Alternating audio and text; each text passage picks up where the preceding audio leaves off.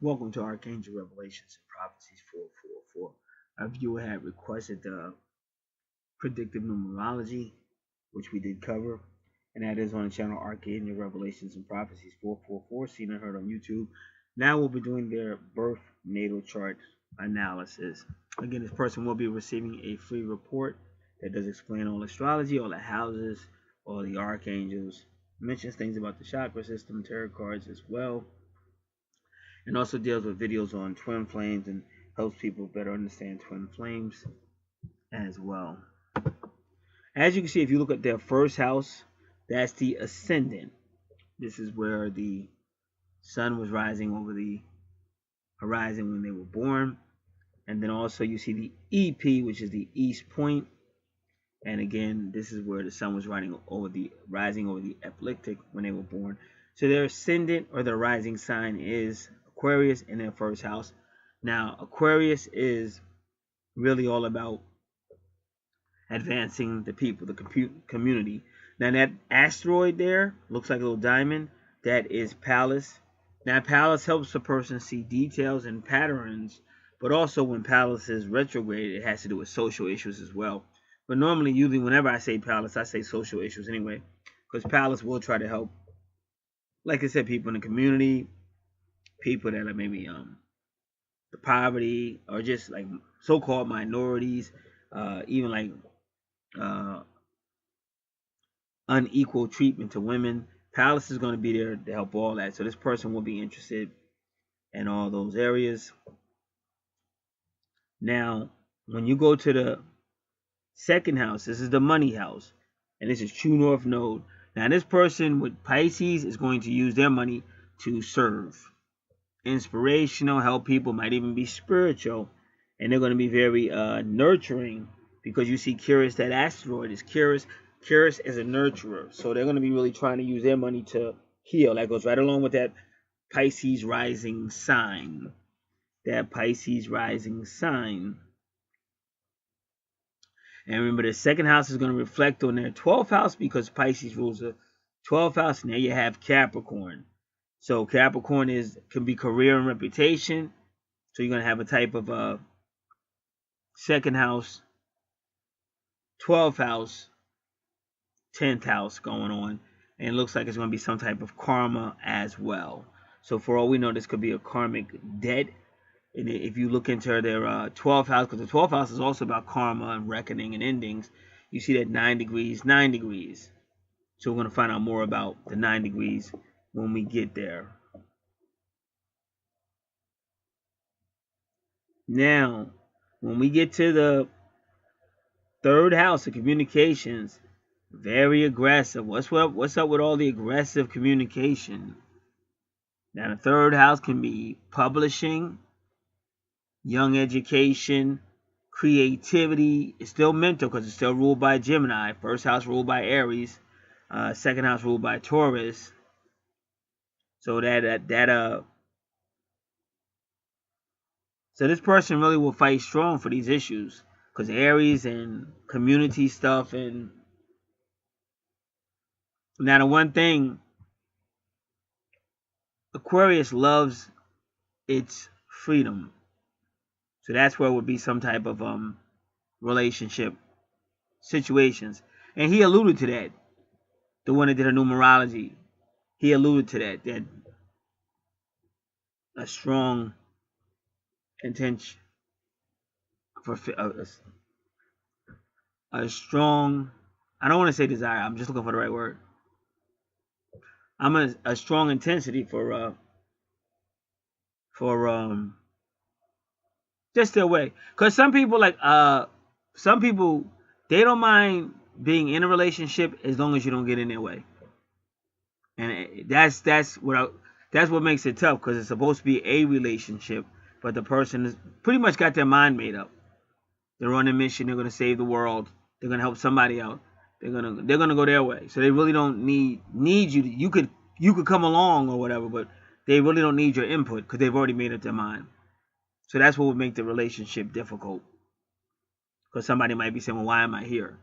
If you've already got it all planned out, why am I here? And she may say, "Well, you're like, the support team." And they may not say what, they may not feel like that. But you definitely see it, and it's not just in personality, it's in communications too. And this would be like an aggressive writer if she's doing any type of writing or publishing, aggressive writing. Um, Aries is really forward when it comes to writing. They're very real, focused. Their vision is unbelievable.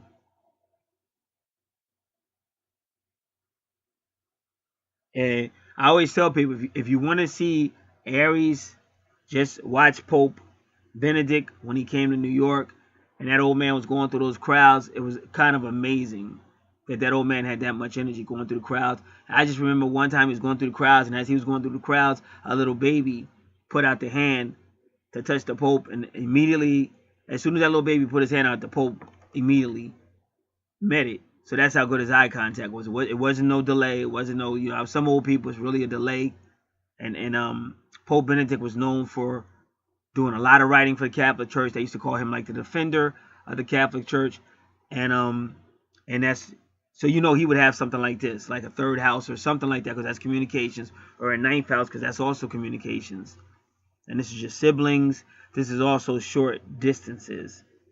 So when you see that, it's also like a short fuse. It's like a short fuse with the person as well. So sometimes shooting from the hips, there's nothing wrong with it, but it could get confusing, because they could say 1 minute they're talking about helping the poor or helping somebody else, and then the next minute they're firing off with that mouth. And if you just look at the inside the circle with that connection over there to Scorpio, and I think that's the ninth house as well. So there's a lot of karma with that Capricorn. Saturn's right there. It's a lot of karmic with this person.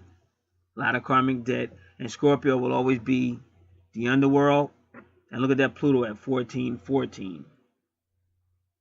So she's got a lot of nines on her chart. And even Mars is 14. So they really put a lot in her numerology. When I say they, the people who put her natal chart together. So whether you say God or whoever you want to say, but whoever put this natal chart together, they really knew what they were doing, and they're really, really, really overextending her numerology. And maybe that's why she's a little interested in her numerology, because it's in her natal chart. So like I say, that your natal chart is your DNA.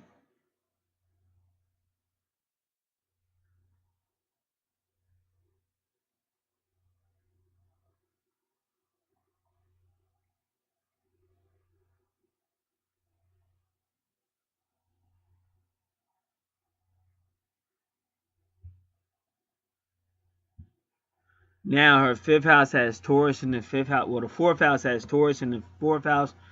Taurus is the fourth house is all about teenage to adult education. The third house, where Aries is all about younger education.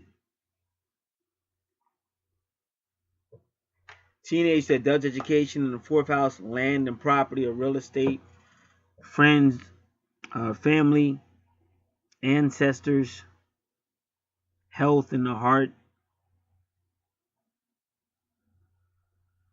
vehicles and travel. And Imom Kweli is a woman who raised this person when they were younger. And at Imom Kweli, it would be Cancer in the fourth house, but also with the moon. So that's why that moon is there. That moon is representing Imom Kweli. It's going to be in her subconscious mind. And Taurus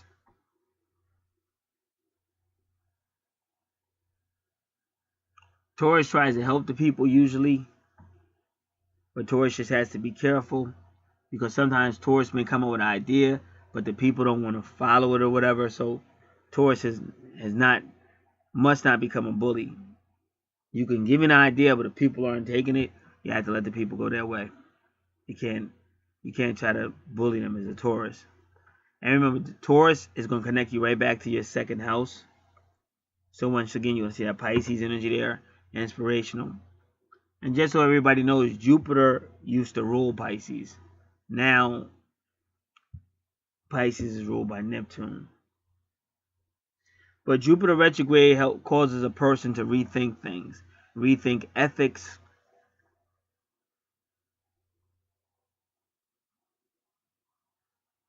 And since it's in the fourth house, those things I named about the fourth house, they may rethink that as well. And they got the moon helping them. So something has already happened or will happen in their life that causes them to rethink a lot of things. And remember, Taurus represents the second house, which is possessions, finances, and a person's value system. Also, whenever you see Taurus, Taurus likes to put a value on everything, but Taurus has got to be careful not to put a value system on humans.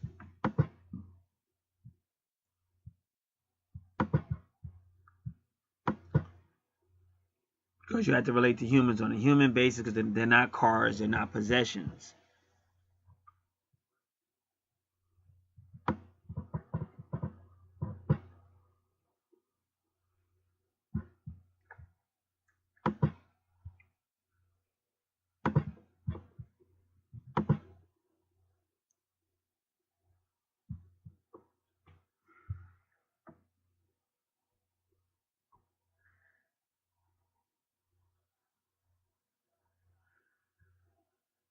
I'm just looking at the chart.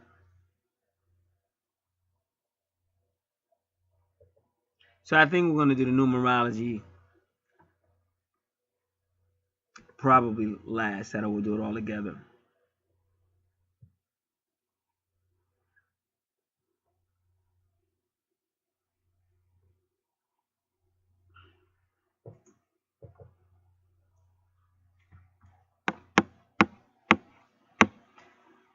Fifth house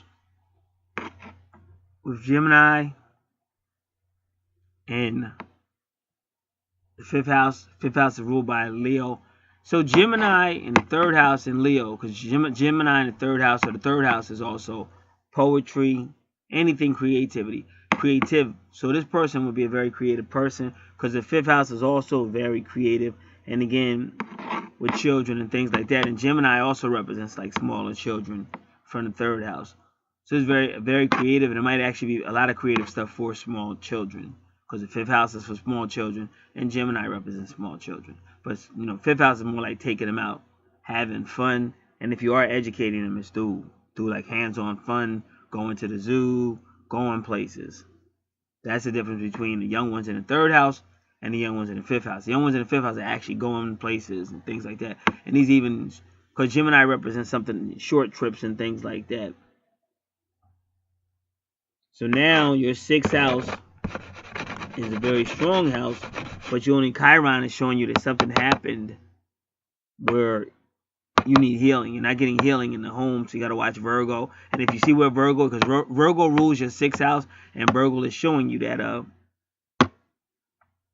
Juno represents someone you'll be in a serious relationship with. The vertex cross represents a fated event, destiny, or someone that's either your soulmate or someone that's your twin soul.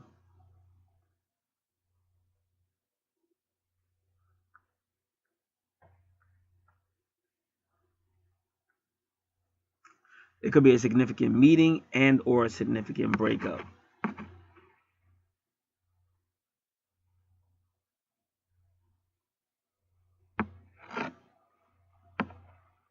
So when you look at your sixth house, everything I said about your fourth house is now in the sixth house, but this is ruled by a Virgo. It's all about health, healing, the home, small children again, small animals, co-workers, subordinates,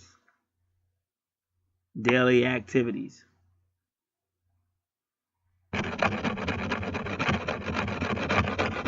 So in this house, you'll be trying to seek healing, because you have some type of home family situation going on there. But that is your house of healing or service, the sixth house. Because it could even be like some type of family health business, family cleaning business, anything with any type of health or service to the family. But it could even go as far as schools, high schools, because that's where your teenagers are. Because the 6-9 Cancer, that's your teenagers to adult education. But it's some form of service, even real estate, vehicles, the heart. So you want to do part of fortune or good fortune. That's that circle with the X across. It's called part of fortune or good fortune. You want to do it in the 6th house.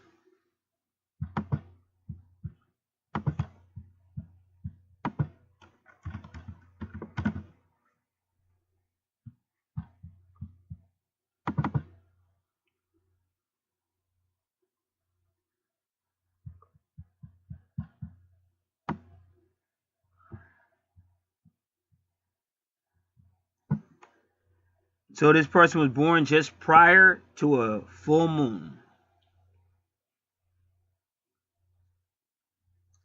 This person is interested in self-improvement, self-discipline.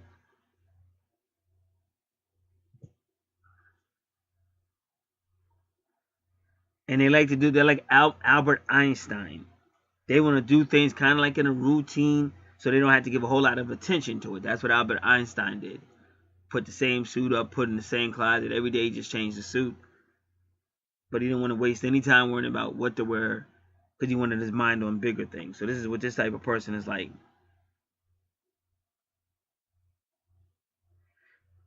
So they might even be strongly interested in correcting the injustices in the world, as we've already seen. And you may see this person helping people that are confined to hospitals or prisons, or you even see the home right in the house, the family. So it's kind of like this person worries more about other people's families than their own. And you see that sometimes, because I see a few women, they're really active with the church, really active with going out and saving the world, but then they don't save their own household. So the reason why I bring that up, because I'm supposed to, and also because I've had friends and even I've experienced that kind of. So they may help people in hospitals, prisons, fight for animal rights, children's rights, women's rights. They may even lead a group of workers in a labor union. So because this is Virgo's house, house of healing, there'll be some association with doctors, nurses, soldiers, veterans, sailors.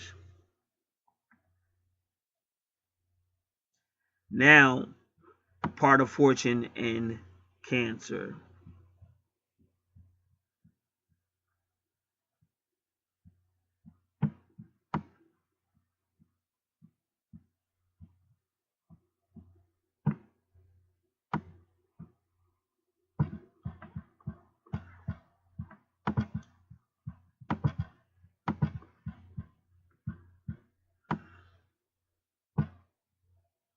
This person is going to be warm, nurturing, maternal.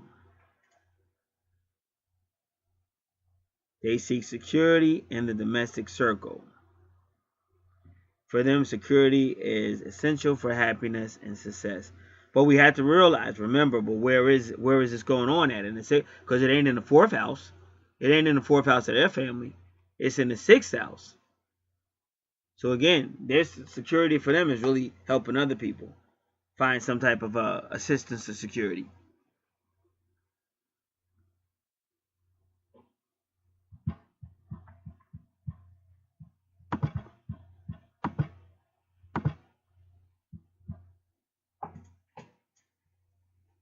Moving on to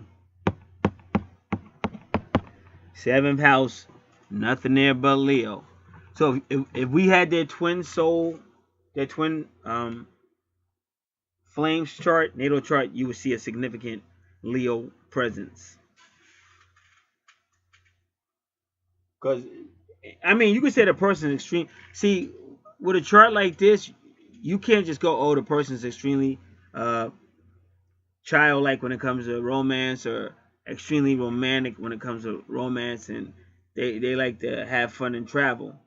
Because it's just not enough there to say that. Because with Leo there, you have to go back to the 5th house.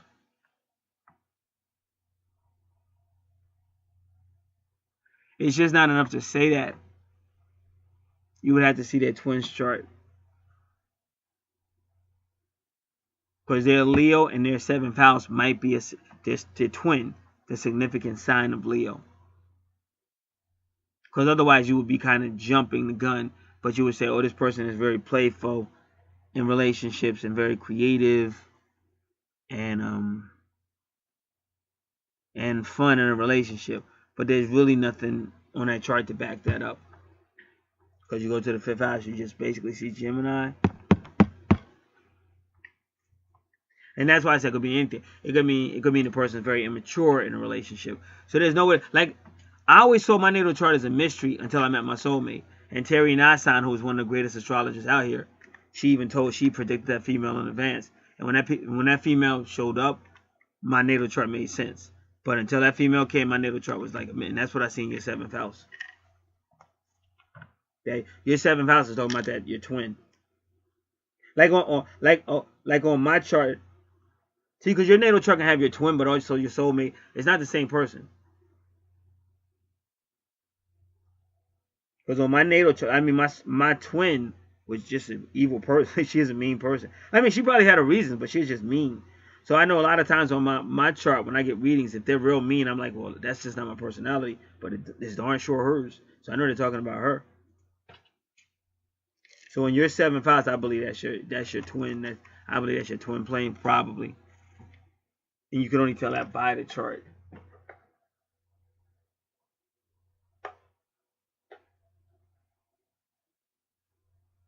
Now,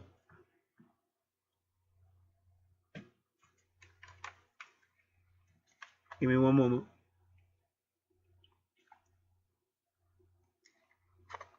Now, this is how it works out.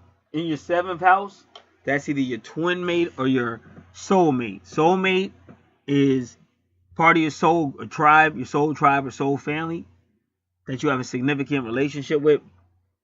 Your twin soul is your twin flame. It's the same soul, different bodies. Now, in your 7th house, it may be the soulmate. Like I said, you can't really know without the charts. But in your 8th house, but see, that's your soul house too.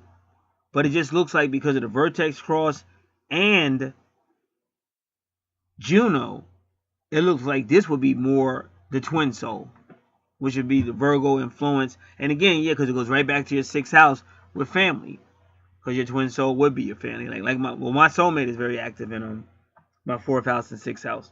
That's why I say you would really get the charts to know.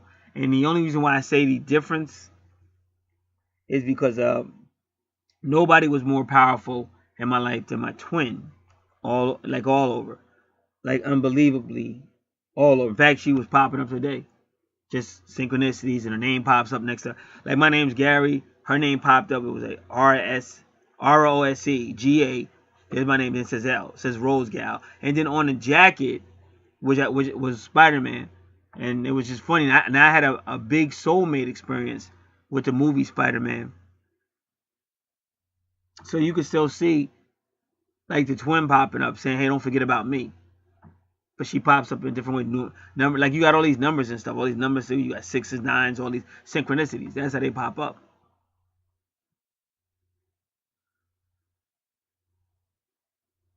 And then, like I said, it can get difficult because without the chart, it's hard to tell.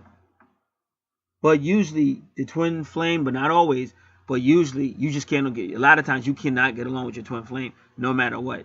There's a lot of karmic debt there, a lot of energy. You two can just not get along. But your soulmate, a lot of times you get along real good with your soulmate. That's why a lot of people think their soulmate is a twin, but it's not.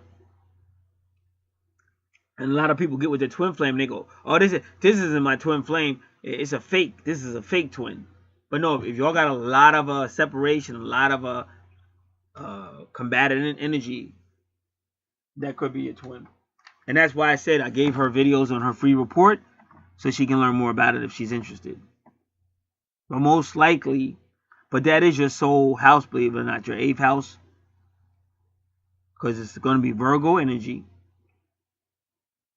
And it's going to be a significant meeting, a fated event or destiny.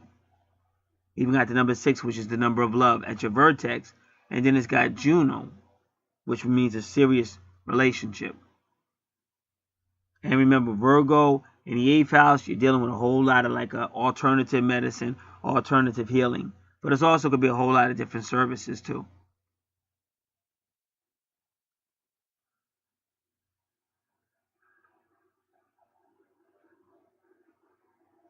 And then in your 9th house is Libra. But this is going to be a person who needs a partner who is cultured. Because your 9th house is your higher house. This could be long, and this could be a long distance relationship. Because see, Aquarius likes stuff like that. Aquarius is kind of considered the weirdo, the oddball of the zodiac. See, Aquarius will say as long as they make you feel, it doesn't matter. So they don't really worry about what other people think. And for an Aquarius, something like a long distance relationship fits right good with them because they like their freedom. So they may not want to see you every day and stuff like that. A long distance relationship, one of those people could speak a foreign language, or both of them do, or more than one foreign language. They may travel because the 9th house is all about travel. This is your higher self. But it's also law, so you have to be careful because your 9th house is higher law and Libra is law. So when you see Libra in the 9th house, that could be legal issues. Higher courts, higher law. It might be a court in a foreign country, but you also got to deal with your court as well. Like getting married. If you were going to marry somebody in the Philippines, you got to go through their court system, but you also got to go through yours. So yours would be Libra, theirs would be the Sagittarius energy. And this could be business partnerships. Your in-laws is in the 9th house, your higher self. Now we're going to try to take a look at Lilith in the 9th house and see what happens.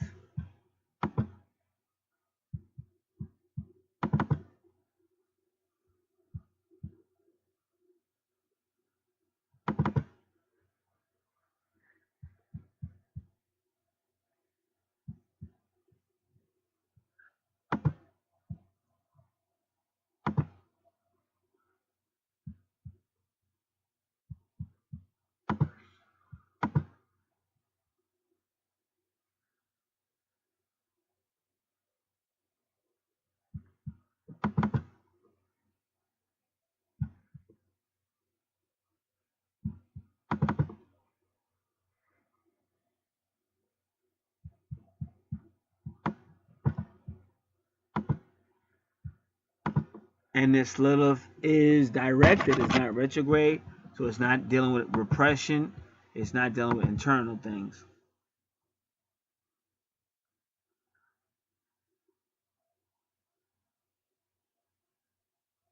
So Lilith in the 9th house can be optimistic, generous, very interested in philosophy and religion. But remember, your 9th house is ruled by Sagittarius, is ruled by Jupiter. Your Jupiter is retrograde because, again, Jupiter retrograde is going to question religion and things like that. So this person, Lilith in the 9th house, strives very intensely for education and overloads himself with knowledge.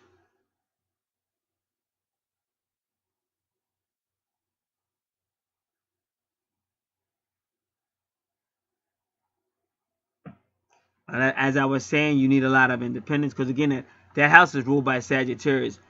Gemini, Sagittarius, and Aquarius love their independence. Lilith in the 9th house can be honest, fair, a love for justice. They love to do missionary things. But that's the one unique thing about you, though. Like, you have that independence, but you want that partner for the long distance stuff. So that's kind of unique. And that's why your Libra is in your 9th house. Because you want that partner. But it's still not for the typical reason why you would want a partner. But you want that partner. Maybe you don't want to be alone, or maybe you just want to share the experience. But to understand your 9th house, you got to go back to the 7th house because of Libra. See, just like I told you. That's like I told you. 7th house is Leo. See, these are fire signs. And of course she would. Doesn't that make sense? She would want a fire sign because she's going around the world. She's going on the world. She's like wherever that is, but it's long distance. It usually means something long distance or foreign. So she's gonna want somebody with a fire sign that doesn't tire her out, that's fun and exciting. But again, that might be the soulmate. But Lilith is right there. Because I tell you, Lilith brings people together. A lot of people give Lilith a bad name. But if not always. Like Lilith is just like, if you mess with me, I'm gonna mess with you. And I'm gonna destroy you. Like if you mess with me, I'm gonna mess with you, but my goal will be to destroy you. That's Lilith. But she's doing it because you had it coming.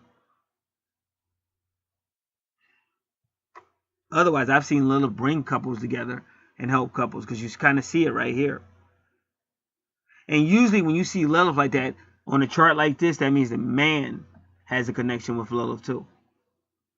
See, I think that's one of the reasons why Leos are so romantic. I believe because of Lilith. Because I'm a Lilith. Lilith has always been around me.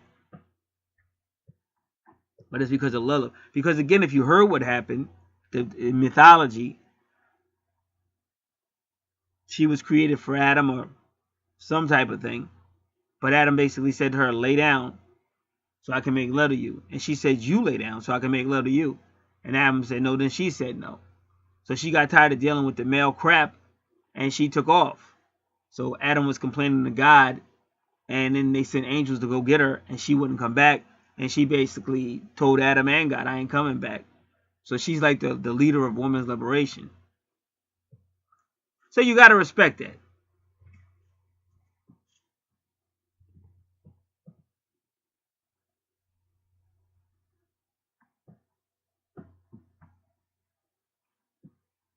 So it seems like the 7th house and the 9th house might be the soulmate. But when you get to the 8th house with that Virgo energy, then that might be the twin. Possibly. And when we go around this whole chart, we'll learn more.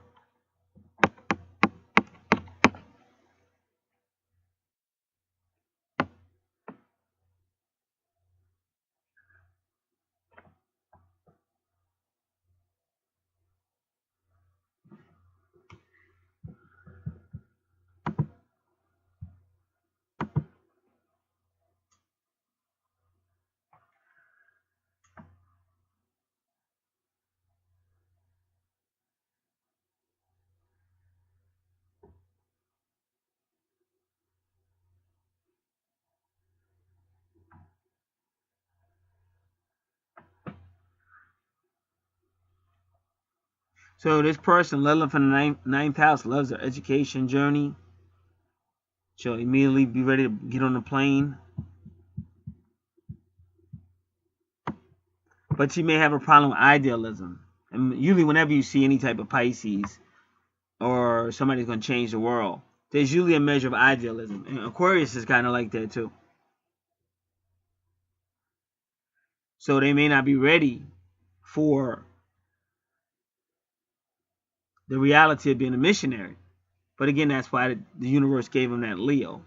And I'm just more and more, the more and more I look at it. And plus, see, Lilith ain't trying to get down with that twin mate, that twin flame stuff, because it's very painful, very separation. Lilith don't like that. I just explained her personality. Lilith's not really trying to get down with all that stuff. Lilith wants to be happy.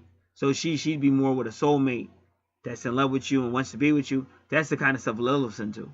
She's not into all that drama. If anybody's causing the drama with Lilith, it's her. But she's not going to put up with your BS. And that's why she told Adam, nah, get out. I don't want it.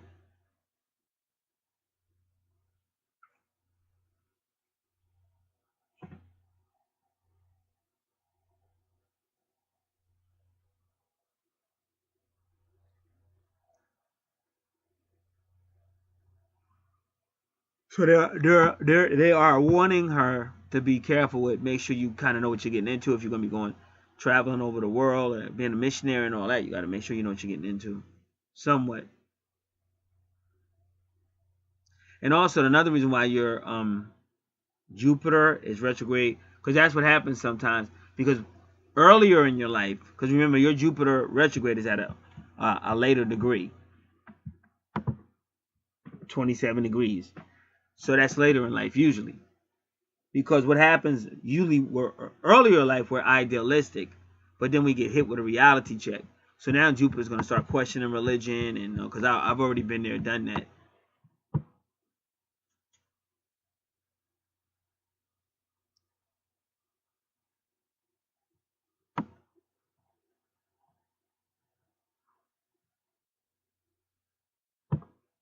So they say having Lilith in the ninth house is not the best placement, as most astrologers claim she is in fall in the sign of Sagittarius, because Sagittarius rules the ninth house.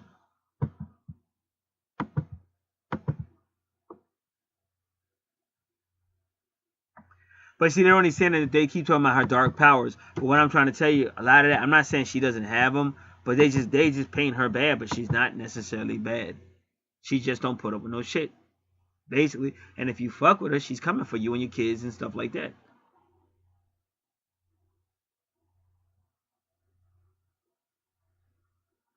Because I think she's happy in the seventh house.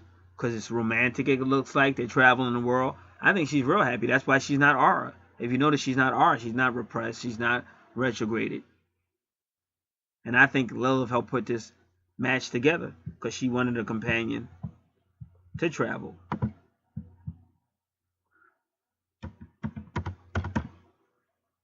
They just go Lilith. Oh, dark power. Yeah, she's dark if you fuck with her. Then you get what you deserve. That's why I said the more you understand astrology, the less you'll be inclined to fuck with people. Because you don't know what type of powers they got around them. My neighbor's finding that out the hard way.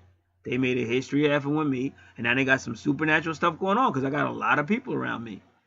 We're all love over here, but just like you're not going to let somebody touch your kid. That's it. Touch my kid, you die. I'll say a prayer for you as I pull the trigger and take you. That's how Lilith is. Or anybody else that's like a good friend or a good parent.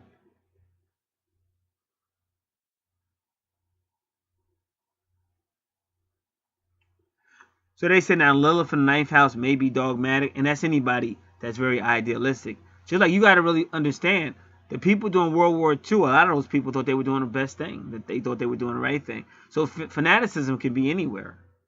You know, you could be on a sports team and you guys get a little crazy. Or you might be in a fast food restaurant going into competition, but you start to really go in. So you just have to, wherever you go, you have to worry about, be careful of fanaticism.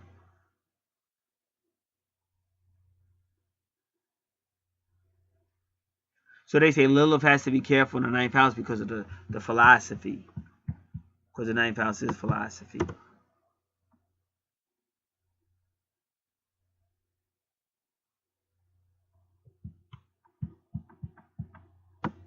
So when people do have a, say, bad Lilith in the ninth house, they will, you know, use idealisms and things to control the masses, sort of like what the Nazis did.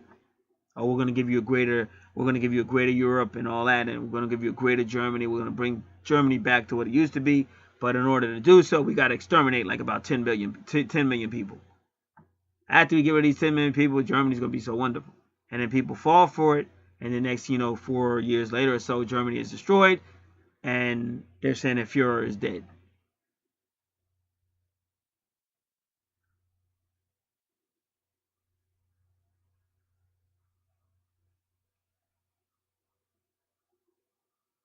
So they're saying this type of Lilith for the ninth house may actually be an energy vampire, misleading people, stealing their energy.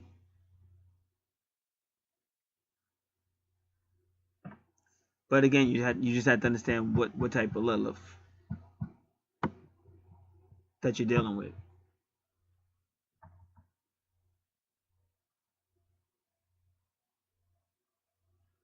So then they go, this is not necessarily negative because the chart owner can be a radical person who actually helps the society.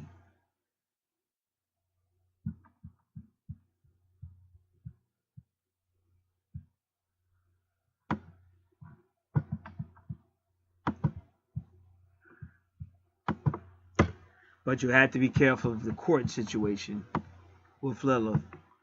With Lilith in the ninth house, with Libra, I can almost guarantee it's going to be some type of court situations, and that's guaranteed.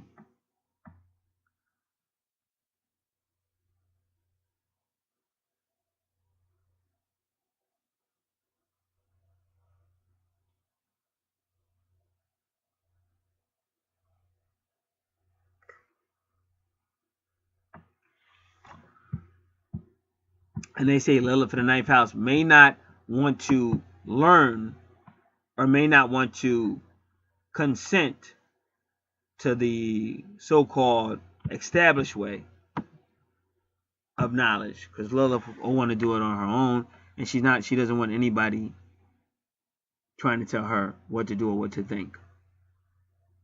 Because remember, Jupiter retrograde is going to be working with the ninth house, because Jupiter rules Sagittarius, and that's what Jupiter retrograde does. It questions the established ways of doing things.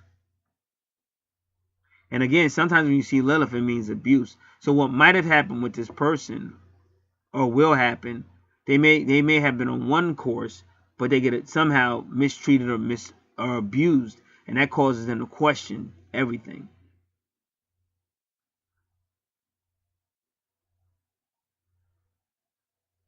And that can also be why they may not want the type of religion where they feel boxed in.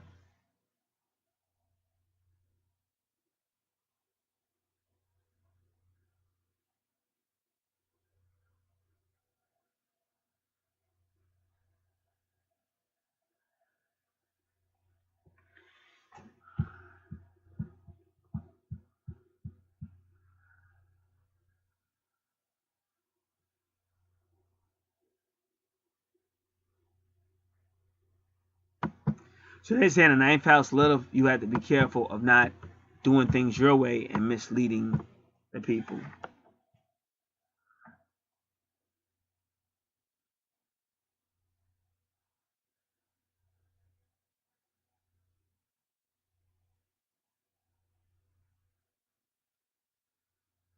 So you do see your tongue, because they say if you have Lilith in the ninth house, your tongue is going to get you in trouble. And you definitely see that in the third house. Remember, the third house is connected to the ninth house. So you have to be careful, because they say Lilith enjoys spreading knowledge that she knows isn't true, or gossiping, or just false knowledge.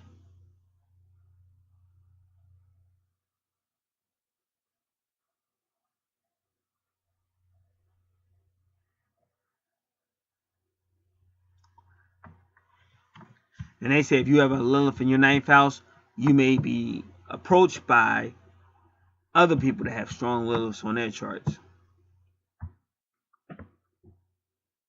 And that can bring unexpected situations and power games between them. And this is when you see people getting into it, and somebody's using very extreme communications, or very harsh. This person's natal chart, you see that. You definitely see where they're going to be somewhat deadly with that tongue. Like when they go off with that, when they start to give speeches or talk, they're going to be somewhat deadly with it.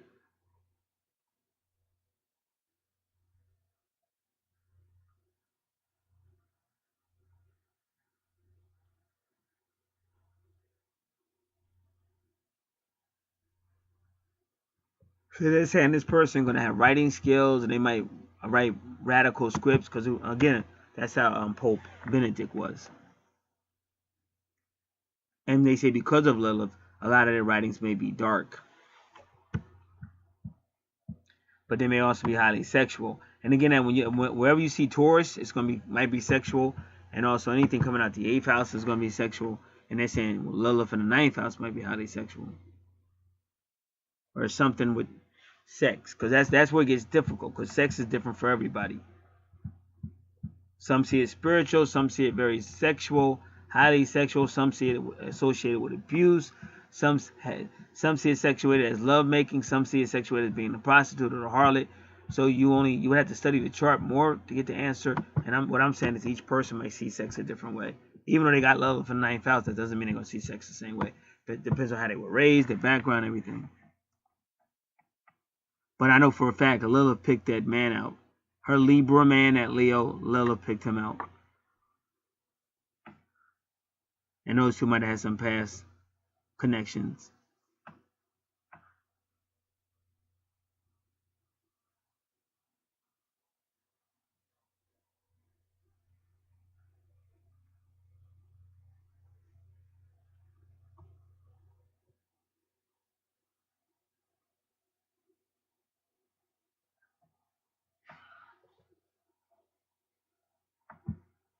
So again, that's saying this person might go into publishing. Because see, the 9th house is also the teacher.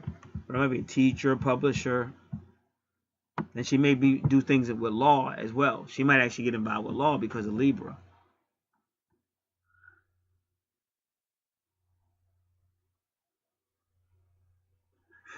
They said Lilith in the 9th house is a state-of-the-art liar. But this person can perfectly masquerade his lies under his words, diverting the other people's attention and generally being a master of deceit.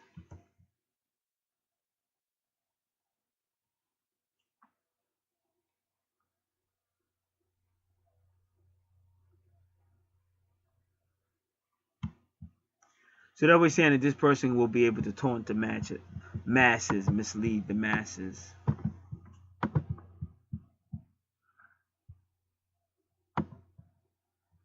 And they're saying Lilith in the 9th house can lead to sexual adventures with foreigners or with people of other religions.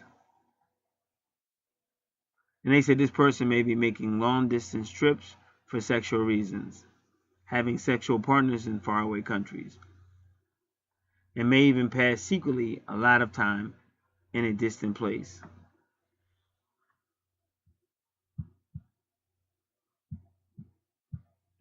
So they say if you have Lilith in the 9th house, try to think before creating a cult around a certain idea or around yourself or your beliefs.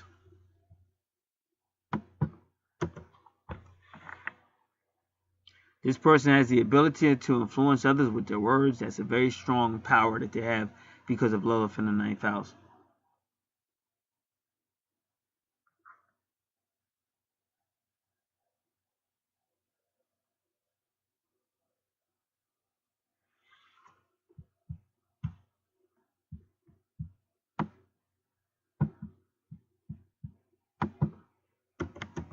So that was interesting.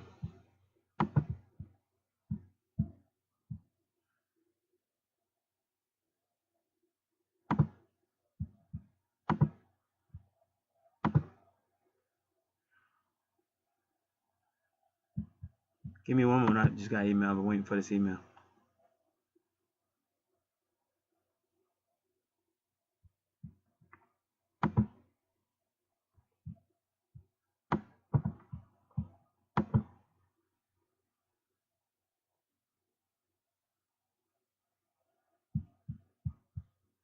All right.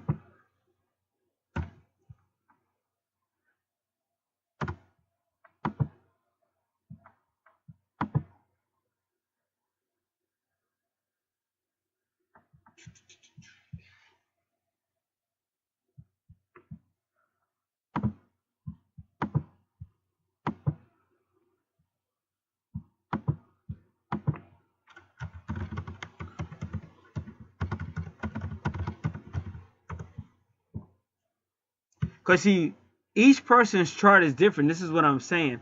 People don't understand the whole twin flame thing. My twin flame, and they think your natal chart is going to be all about, but it's not. See, my twin flame it was a karmic debt. It was something I probably did to her in a past life, and she came for a reason to pay back. But that's a longer story I'm not going to get into. But I could even see, like, there were times when she would digress to a little girl, and I could see it. Because that little girl was the one that was following me all around and all that. But it was payback time for whatever happened in the past life. And I could see it on my natal chart. But the key to my natal chart, like that solved all the mysteries, was a soulmate. And I work with her right now. And that's the one that everybody, all the readers, they call her the chosen one. From Terry Nonstein, but everybody does a reading on her calls her the chosen one. And even then, if you've been hurt a lot before or whatever, that could also stop you from connecting. So the universe will try over and over again to put you two together. But if one of y'all ain't ready or both of y'all ain't ready, it still may not happen.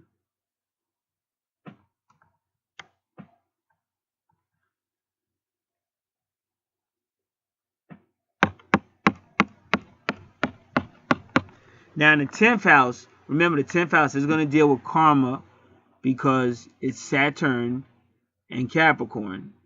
But it's going to be highly explosive because of Pluto and Scorpio. Now, when you get your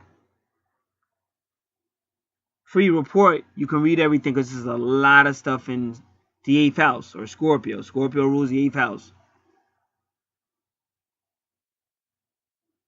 It's a lot of things there, but everything doesn't necessarily have to apply.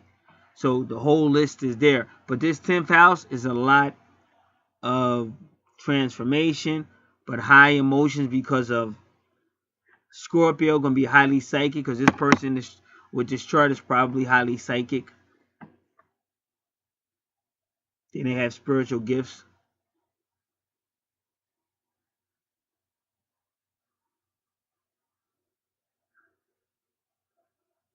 And again, but it's probably still dealing with like a soulmate or some type of karmic relationship. And also, Vesta in this house is definitely like, see, because Pluto is also very transforming. But see, a lot of people use sex, like sex becomes, Vesta is a she could be a priestess, but she can also be a highly sexual priestess. And that's what you have here. And that's that 10th house. So whatever's going on there is directly related to like a high transformative, but highly sexual as well.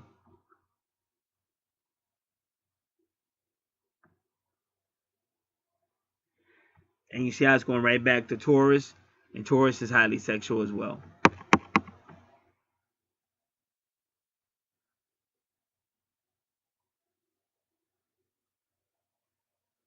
And the medium coeli is a critical degree, but that's also your true north node.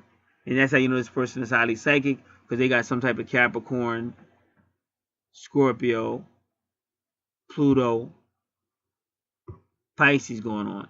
And that's why I said it's very emotional. And when a person is very emotional, that's how you get the rage of Aries and Mars. So very, very volatile person. As far as they could blow up, they can go from 0 to 100.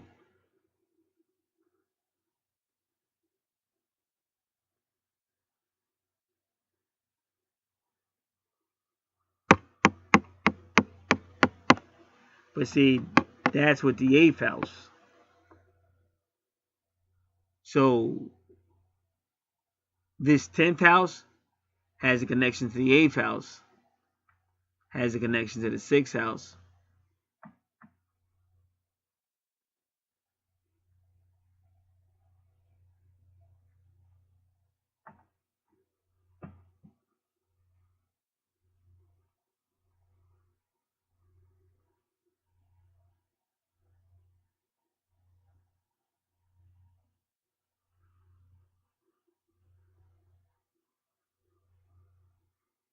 And that's what I told you. The twin flame relationship can be way more explosive.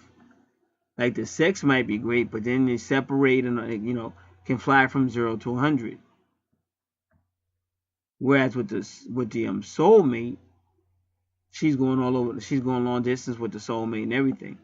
Because like Lilith don't want to be nowhere with all that drama unless she's causing it. So that's why she's more happy with the soulmate. Now the twin flame, you got it in Scorpio. Then Scorpio is going on. Because see, a lot of times your 10th house, it still does with your karma. That's why Saturn rules it. Saturn rules Capricorn in the 10th house, so it deals with your karma. And see, with this twin or whatever, it's a karmic debt, just like I told you. Me and my twin, we're not going to get along in this life no matter what.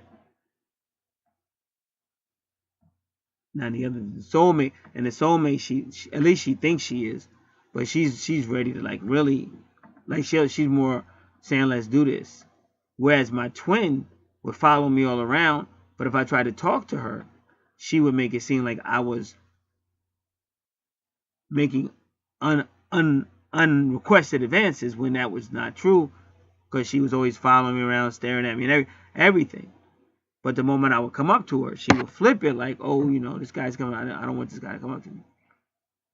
So she was just there basically like playing mind games. But she had a reason for doing it. Because she was trying her best to knock me out of my position. So that when she knocked me out of my position, she could get me terminated. But that was all part of the karmic debt. she had to cost my reputation and my employment, because probably in a past life I put all that stuff ahead of her.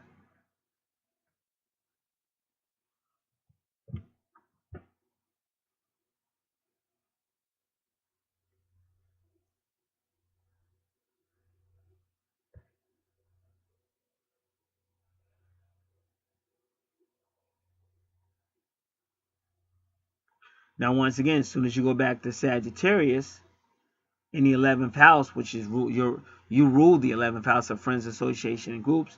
Once again, there is Venus. So you have a way better loving relationship with this Leo Libra type energy. And I believe that's the soulmate energy. But the twin flames energy is erratic, crazy. Mars, you all crazy. Because if you study this energy, one is like peaceful. Oh, I want to help everybody. Oh. And then the other one's just straight up crazy. Because it's always going to be the people you're around. That's why you can see person being in a room all day long and just talking nice and calm. And they look, sane. Then all of a sudden, somebody might come in that room. All it takes is that one person to come in that room, and you see a totally different energy coming off that person, totally different. And that's also your sun sign. So it's fiery. But the reason why you got fiery Sagittarius and fiery sun, because of your Leo, because the sun rules Leo. But that Leo energy is your twin flame. Right? No, that Leo energy is your soulmate, excuse me. So the earth sign is more your twin that you got a karmic debt with. And that's why it's all in the 10th house, which is ruled by Capricorn, another earth sign. Now, as you see, all your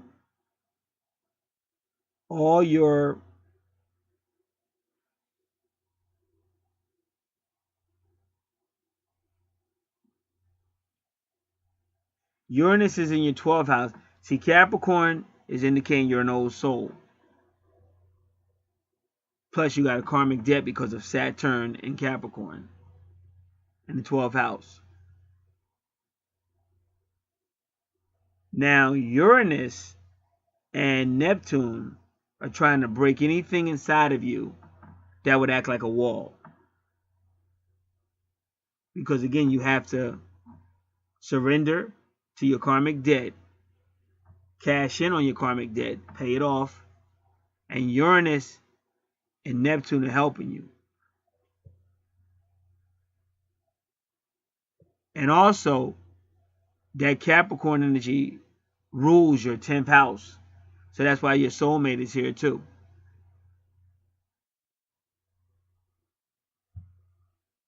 Because you have reckoning. Or I repeat, your twin soul is here too. Because you two have to reckon, cancel out karmic debt. And still in this house, you're supposed to be helping people. Maybe start their own businesses with career Capricorn career energy, or showing people how to get jobs and how to behave on a job.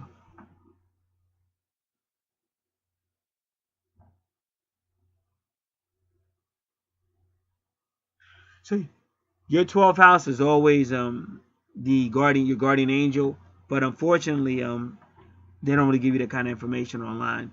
They don't tell you who the guardian angel is. They just tell you, oh, the 12th house with any planet is a guardian angel. And also they tell you be careful of Neptune in the 12th house, because Neptune in the 12th house is a person that engages in a lot of idealism and also engage in like secret love affairs or even fantasy. Some are actual secret love affairs and some are fantasy. So whenever we're in the 12th house, you really got to remember that's supposed to be a house of service. And that's why I say a lot of people always talk about socializing. But you got to be real careful with socializing. Because it's like if you say, oh, I'm a Christian, and so I go to this, whatever, I go to this church, I go to this location. And it's important to get to know everybody. But not if it's going to get you to start committing adultery or fornication, because If you're a Christian, you're supposed to be shunning that, because the scriptures say you can't inherit the kingdom if you don't. So that's why I said socializing can be beneficial, but it can also be dangerous. It all depends on who you socializing with and what are you socializing about. And these things you have to know before you go, because you don't want to get caught up in the situation. And yes, if you already have a karmic debt, you don't want to make it worse.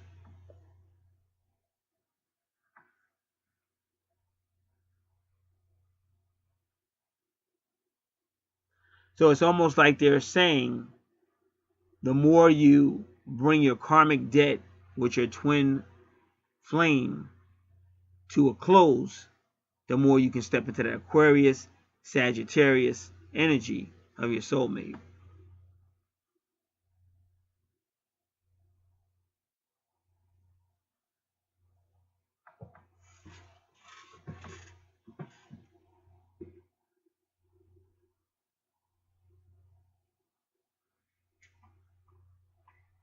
Now, let me get my little degrees here. We're going to try to do this. Look at these degrees.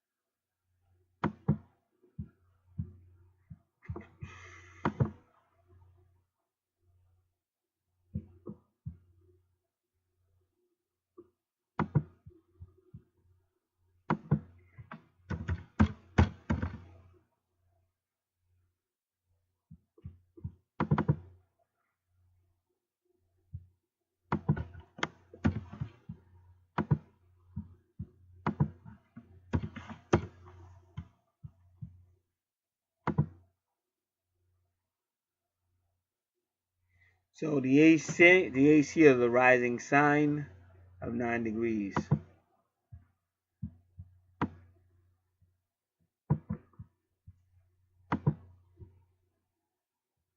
Nine degrees Aquarius.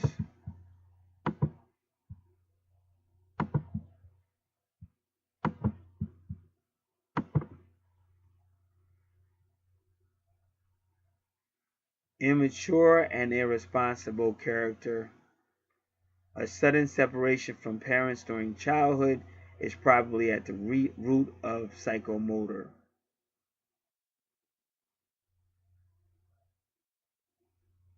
And coordination problems, as well as difficulties in taking charge of one's life properly.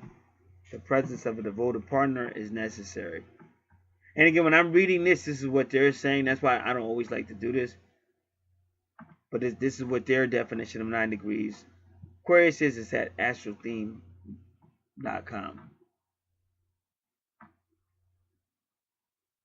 But we did bring out, you definitely would need that partner.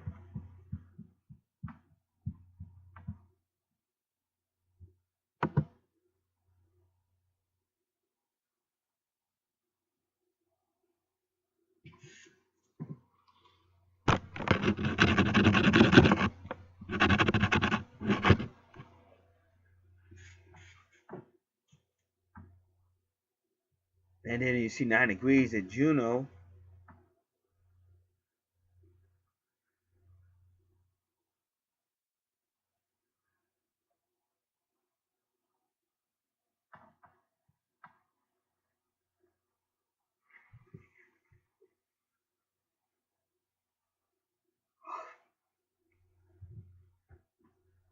Nine degrees Virgo.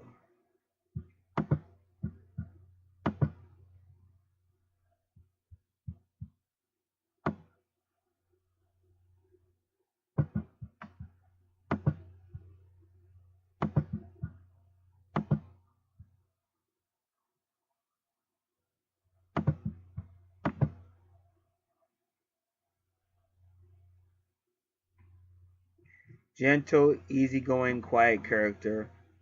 There is a strong possibility that the spouse is lazy and irascible and that marriage is unhappy.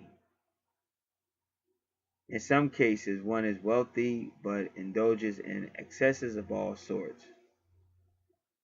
If in the natal chart Jupiter or Mars is on this degree, it heralds honors brought about by dubious events, such as financial gains linked to sex and a settlement.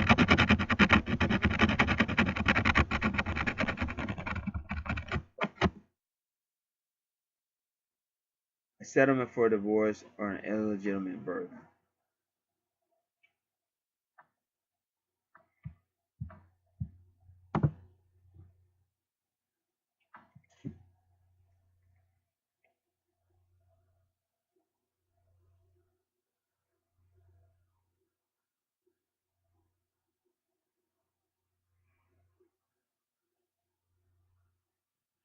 Now, when you see where Capricorn is in that 12th house, you see Neptune conjunct Mercury. So there's a person who's going to have all these dreams and ideas, and they're not afraid to talk about it. But I do believe this person has been blessed with the power of speech, and I think they already said that. So they can kind of like if you ever watch like videos of Adolf Hitler, he was incredible because he was way ahead of his time, but he knew how to motivate the crowd. Like he was way ahead of a rapper. That dude was just going off.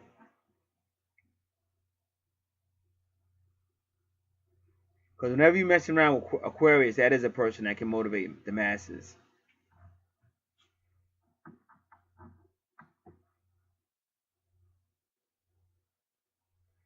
So 9 degrees Capricorn.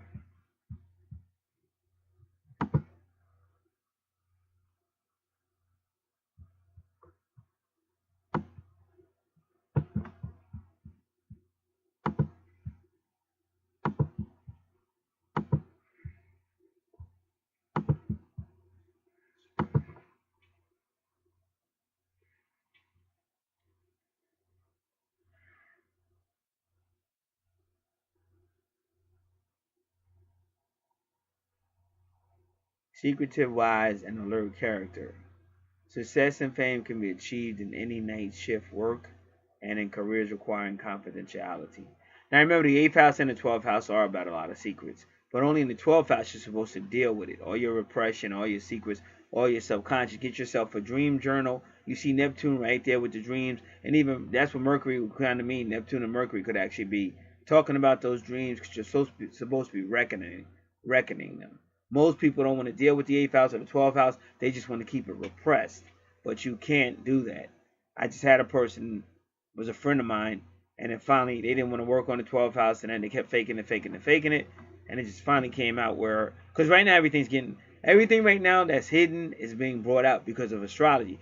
As above, so below. Right now the universe is purging and cleaning house. So if a person has got all this stuff and they want to work on and all that, the universe is going to get them out of there. The universe will try to expose them and get them out of there. That's for their own benefit.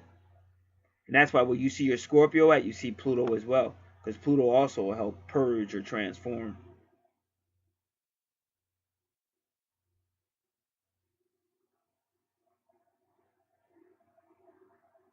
So again, 9 degrees Capricorn, secretive, wise, and alert character. Success and fame can be achieved in any night shift work and in careers requiring confidentiality. Philosophy, astronomy, and occultism are also very favored. Although one is not deliberately willing to harm colleagues or competitors, one readily takes advantage of their mistakes. Should the natal chart concur, setbacks stem from overdeveloped sensuality. So this chart keeps alluding to high sexuality. Or at some point in their life, it'll be high sexuality.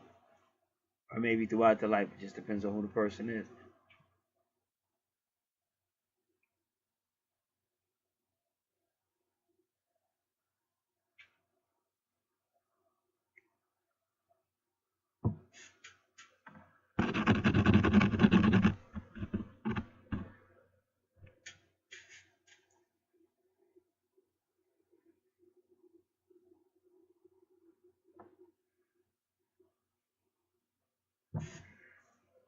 Anywhere you see a 6th degree, that's usually the number of love.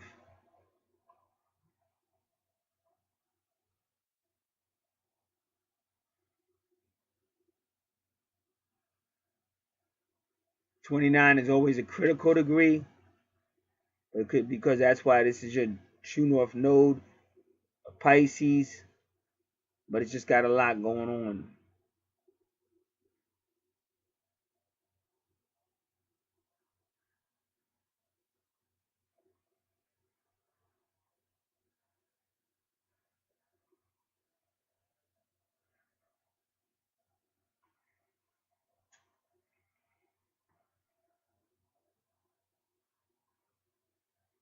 So yeah, if you look at that medium quality and that line goes all the way through, because it's having something to do with your twin flame and your soulmate.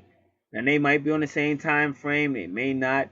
Even one might be, you worked at this job, that was one was there, you worked at the other job, that one was there. Sometimes the universe gets a little crazy and puts all these people together. So you might actually work with your twin flame and your soulmate and all kind of crazy stuff going on.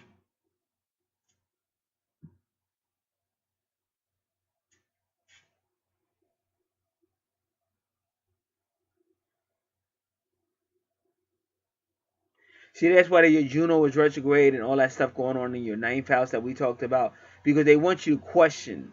See, your 12th house is about established religions and established, buildings and all that. So they want you to go in there and question things. They even gave you that power to speak, because they do want you to overturn things and question things and overturn things.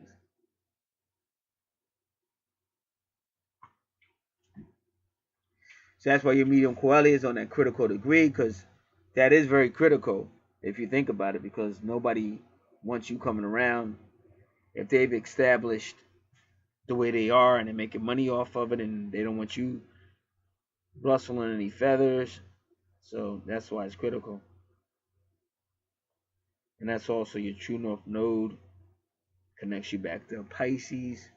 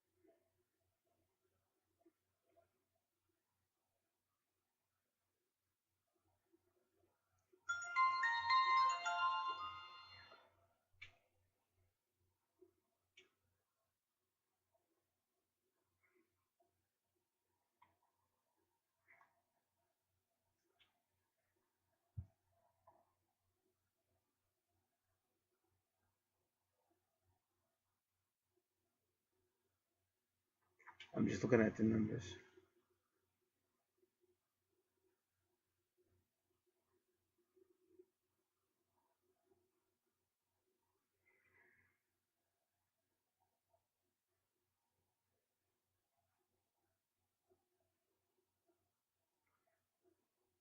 If you notice, your Saturn has number 4, but so does your Chiron retrograde, both from 4 degrees. That's because you can't really get the healing until you get the karmic, you meet the karmic debt. And you see that's in the 12th house.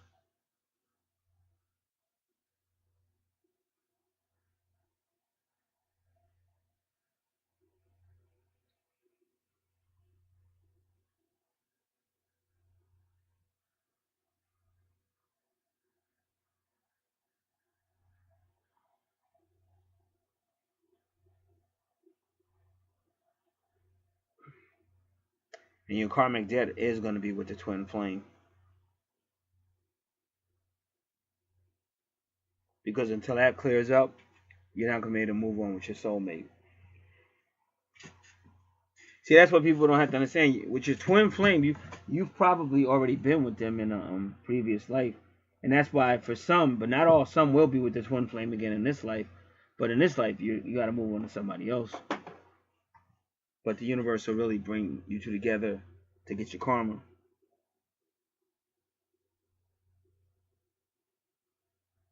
And that's what you got going on in your 12th house.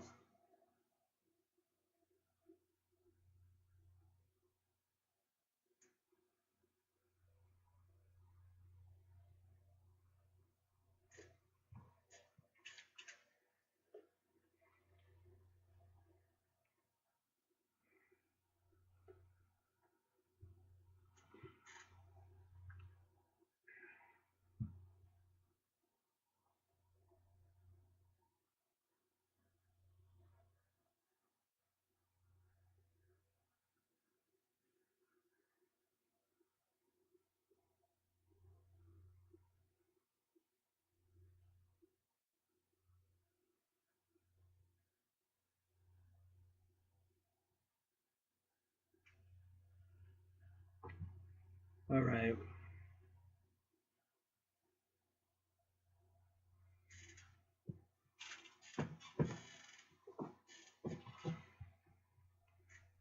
Now, give me a moment. I gotta open up my WordPad document. It deals with numerology.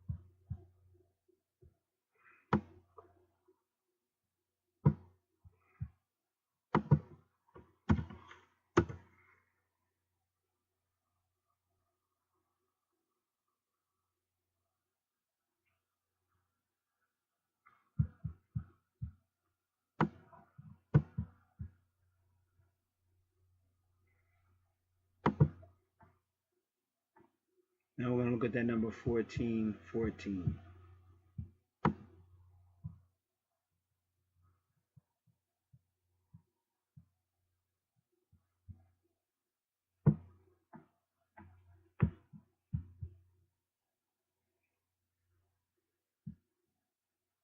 Just give me a moment. I'm gonna have to open up a couple of websites.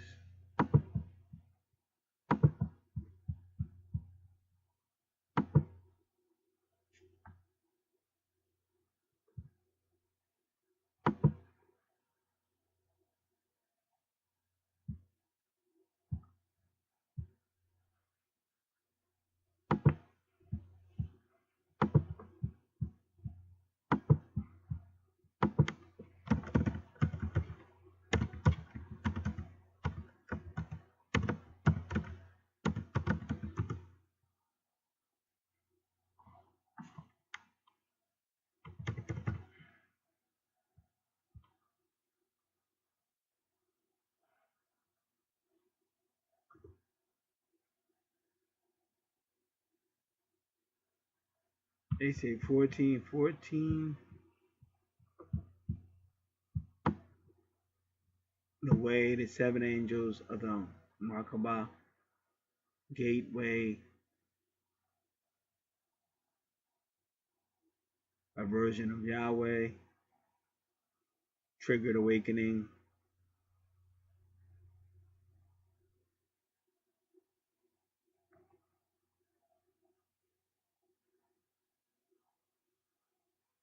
like two peas in a pod.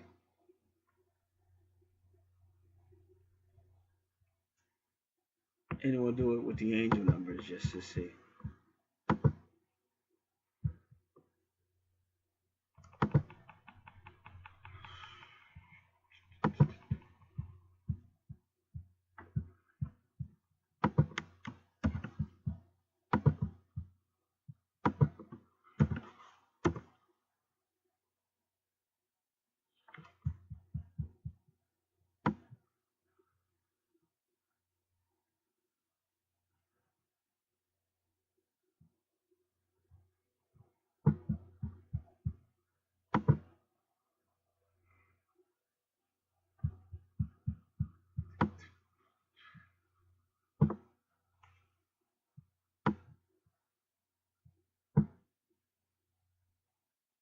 No, 1414, that's where your Pluto is, and Pluto is great transformation.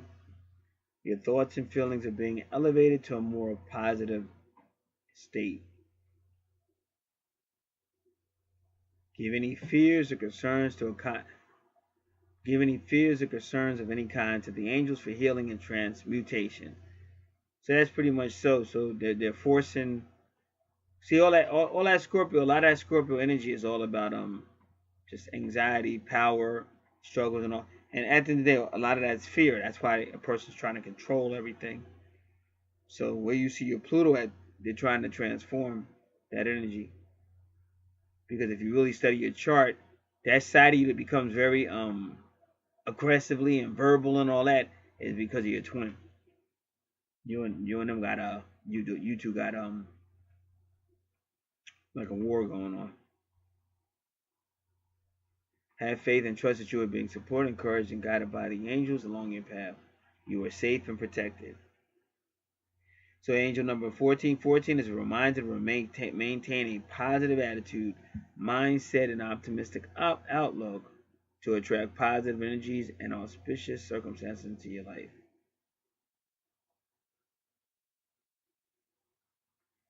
Practice positive affirmations and prayers to maintain a strong connection to the angelic and spirit realms. Be mindful of the law of attraction as the energy you send out comes back to you. So that's what's going on with your 1414.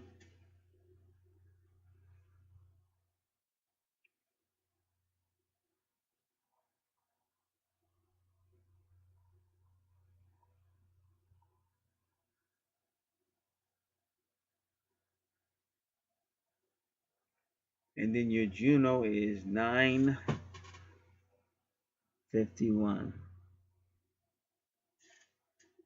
So we're going to look at that a couple of ways.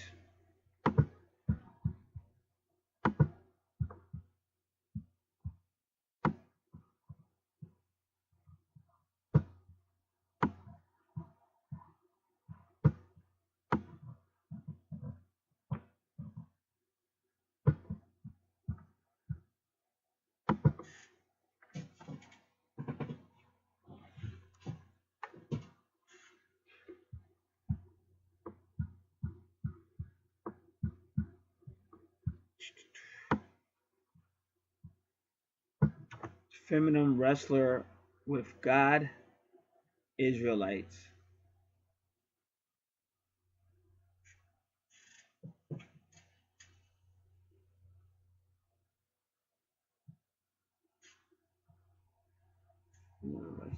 God, Israelites.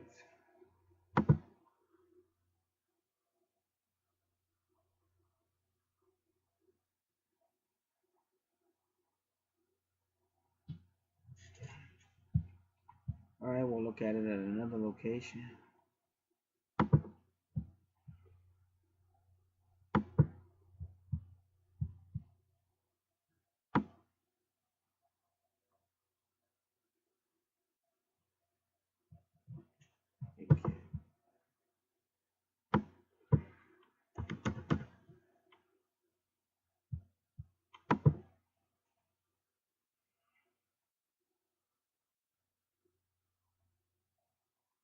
Child of the Trinity.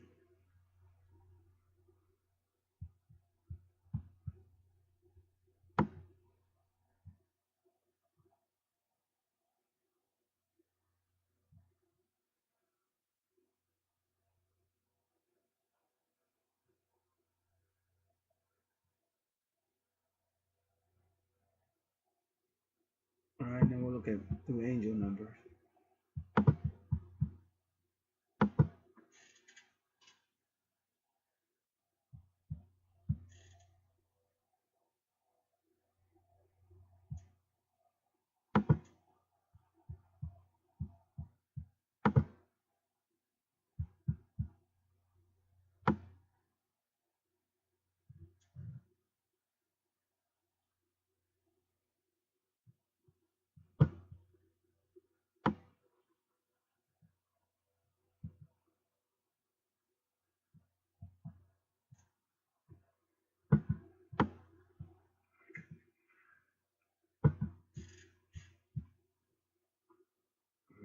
Was it good?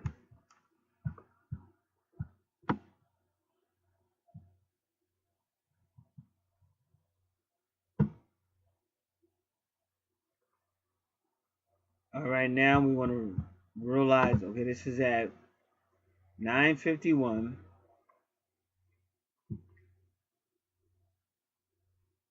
Who I identify pretty much as a tutor.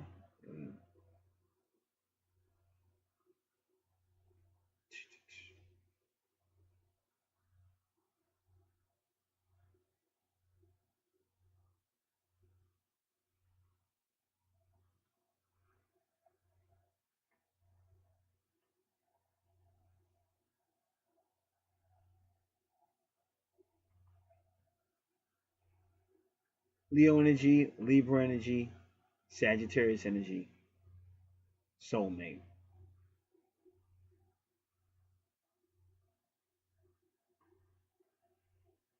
Virgo energy, Taurus energy, Capricorn energy, twin, and it's Earth. So 9:51.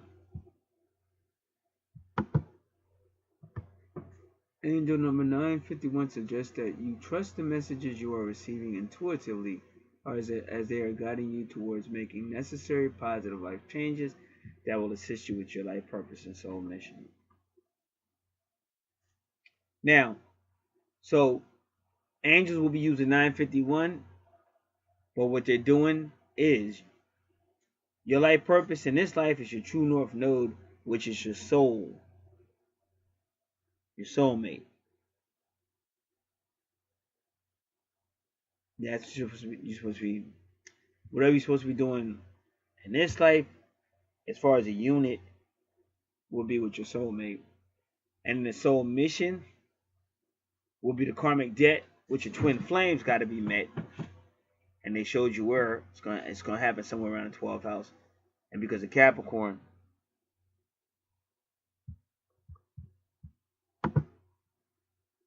it might be the 10th house as well.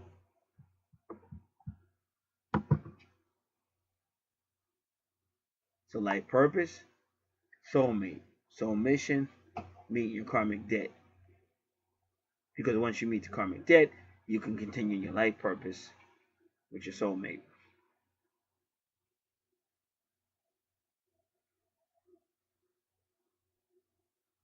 See how they say you may need to let go, you may need to release and let go of the old, including old and outdated ways of doing things. That old is a twin flame. You've already been with them. In order to allow the new to enter your life. Your guides are guiding and helping you every step of the way. Angel number 951 is a message to serve your soul mission with passion, enthusiasm, and confidence. You will have all that you need to walk your path with confidence and self-belief. Trust the guidance from the angels and your intuitive inner wisdom.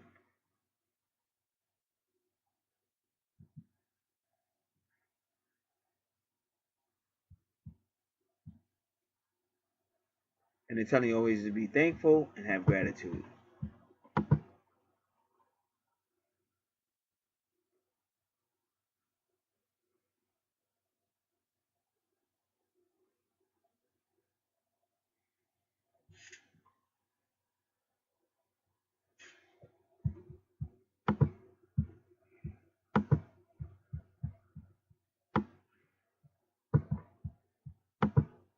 We're going to go number 645 real quick. This is your vertex.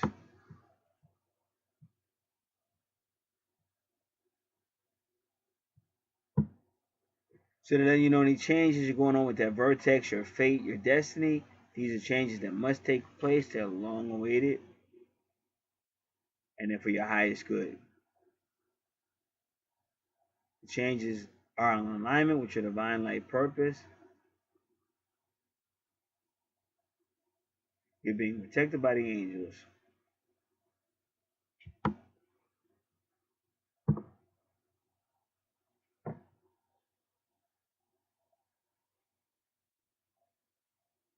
So they're telling you keep your thoughts positive. Don't worry about the negative. Through the law of attraction, you will draw those experiences and situations into your life.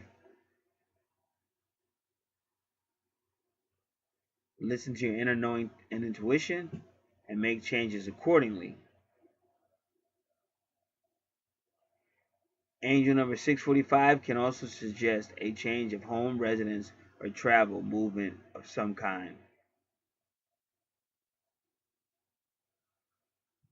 And they're telling you can use reflection as well.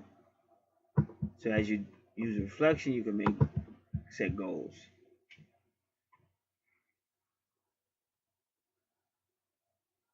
All right. That's a very interesting chart. A lot of mystery there. I'm glad we got through it. Kind of pretty much solved it. And the angels seem to agree with me. What I was saying, which one was a twin, which was a soulmate. They kind of agree with me. But each natal chart is differently. Sometimes you will be having some business to do with its twin, even in this life. All right, again, we have all these sales going on. You can always request the most recent services offered in price list. But we do anything paranormal, anything astrology. If you want to know, it doesn't always have to. It can just be about relationship questions, but it can be twin flames, soulmates, compatibility, will we get along, questions about family, parents.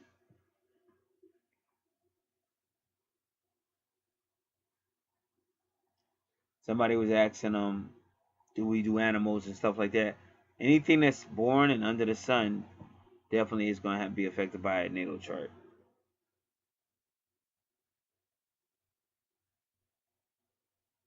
So, all right, everybody, God bless.